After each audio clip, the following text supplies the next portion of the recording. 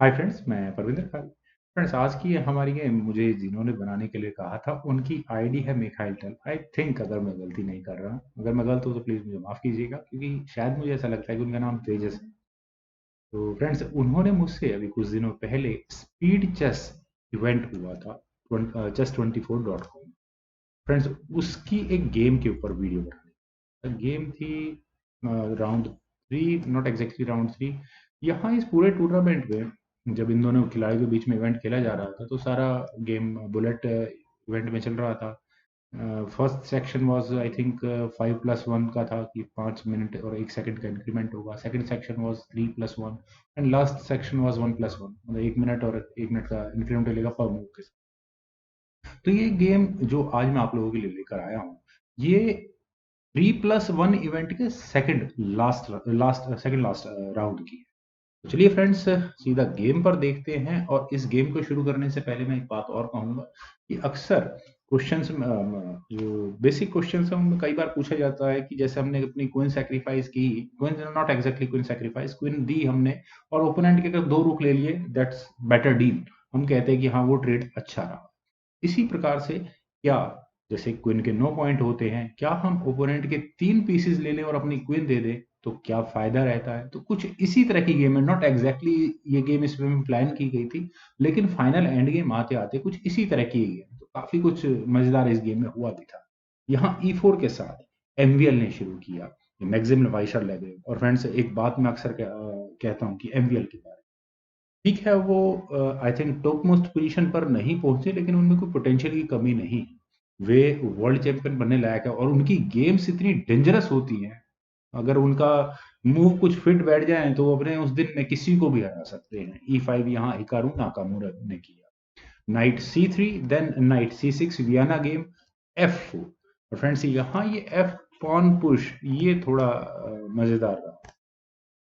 काफी हद तक हम कह सकते हैं कि game king's gambit kind of a thing में ट्रांसपोज करने की कोशिश है। E takes F4 which was accepted by Hikaru Nakamura, then knight F3 square पर G5 लगभग किंग्स गैम्बिट एक्सेप्टेड के मूव्स आने शुरू हो चुके हैं। तो बिशप C4 यहाँ पर एमवीएल ने किया।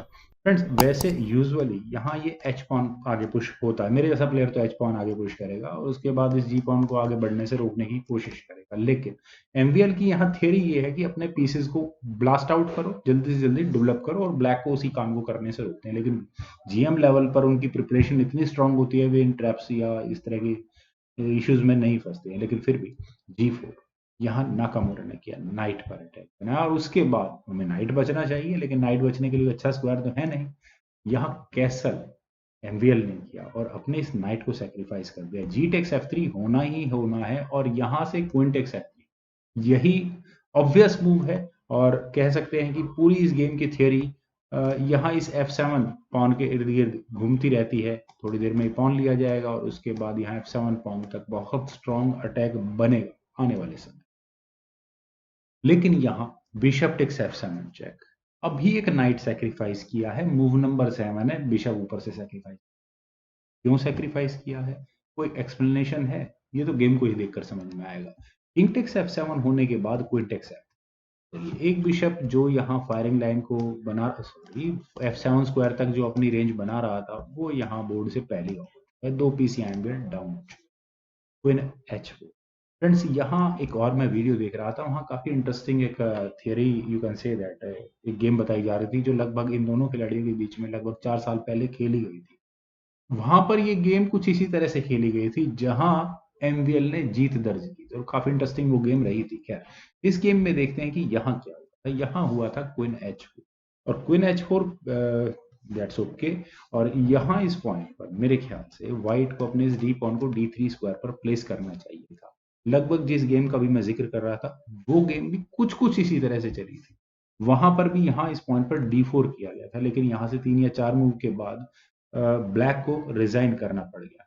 लेकिन नाइट टेक्स D4, और फ्रेंड्स ये कैलकुलेशन होती है कमाल की। यहाँ नाइट टेक्स D4 होने के बाद क्वीन पर अटैक था, तो क्वीन हटनी ही होगी, क्वीन गई D3 स्क्वायर पर और अगले मूव में यू कैन से दैट एक चेक देकर नाइट नाइट पर तो डायरेक्टली अटैक है ही, पहले ही है, तो नाइट गया F6 स्क्वायर पर ताकि कोई अननेसेसरी चेक भी ना आए। देन बिशप टेक्स F, यहाँ पर सिर्फ रुक का ही तो डिफेंस था, नाइट और क्वीन, आखिर ये किन कैलकुलेशंस के साथ? सिंपल रीजन, यहां पर जो भी पीस ब्लैक का आएगा वो रुक की वजह से पिन हो चुका होगा, नाइट टेक्स F4। एग्जैक्टली इसी पॉइंट पर पहला था कि जी पॉन को आगे पुश किया जा सकता है, लेकिन ऐसा करने के बाद व्हाइट के किंग की पोजीशन काफी ज्यादा कॉम्प्रोमाइज रहेगी। हाँ, ये नाइट पिन है तो दैट्स ओके, लेकिन यहाँ इस पॉइंट पर पहले नाइट को d5 स्क्वायर पर एमवीएल ने लिया और यहाँ इस क्वीन को नहीं लिया जा सकता, एज ऑब्वियस ये नाइट यहाँ पिन ऑलरेडी हो चुका है।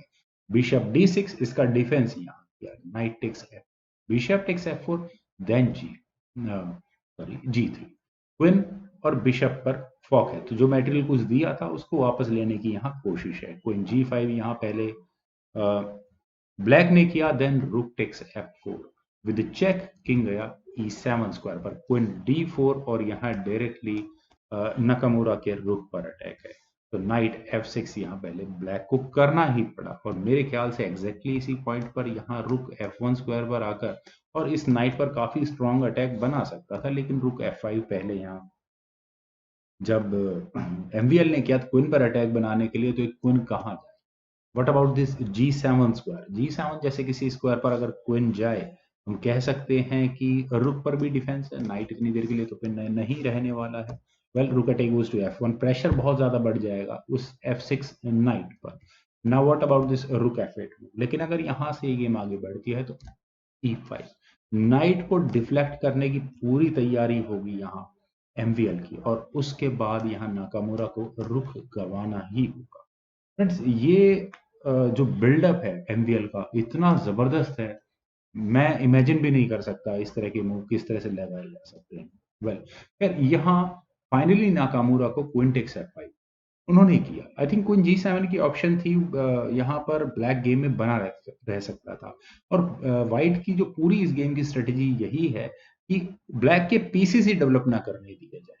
फिलहाल अगर आप बोर्ड को देखें तो ब्लैक के 3 पीसेस बिल्कुल ओरिजिनल स्क्वायर्स पर रखे हैं, यहाँ व्हाइट का क्वीन और चलिए रुक तो अभी तक है ओरिजिनल स्क्वायर पर, ई टेक्स f5 हुआ, then d5, that's okay, queen e5 with check, then king गया f7 स्क्वायर पर, रुक e1 स्क्वायर पर, और अगले मूव में ये तो नहीं कहूंगा कि चेकमेट की थ्रेट है, लेकिन उससे कम भी कुछ नहीं, रुक e8, क्वीन पर अटैक बना, then queen takes c7 with check, bishop लगा बीच में, then rook takes e8, rook takes e8। और फ्रेंड्स, अभी वो पोजीशन आ चुकी है जिसको मैं थोड़ी देर पहले कह रहा था।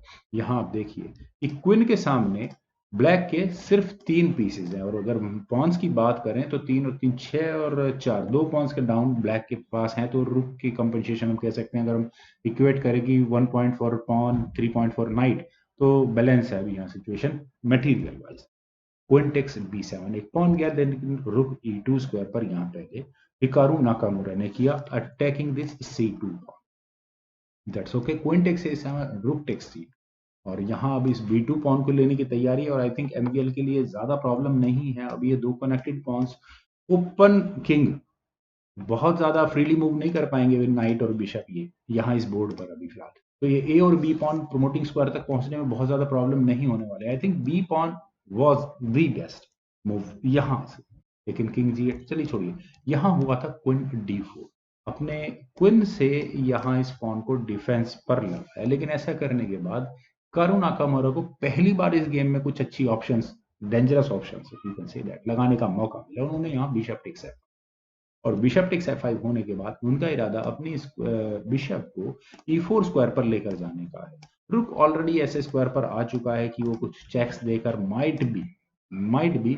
शायद विंडमिल काइंड ऑफ टैक्टिक्स लगा सके, लेकिन वो लगन इतना आसान नहीं है। खैर a4 यहाँ पहले एमवीएल ने किया, then bishop e4, now h3, और फ्रेंड्स h3 में थोड़ी सी प्रॉब्लम है, क्योंकि आप यहाँ देखिए कि रुक की वजह से, रुक की चेक की वजह से यहाँ जी पॉन खतरे में पड़ ही चुका है उससे पहले, लेकिन यहाँ पर नाकामुरा ने अपने नाइट को h5 स्क्वायर पर प्लेस, और अब किस तरह से ये गेम आगे बढ़े।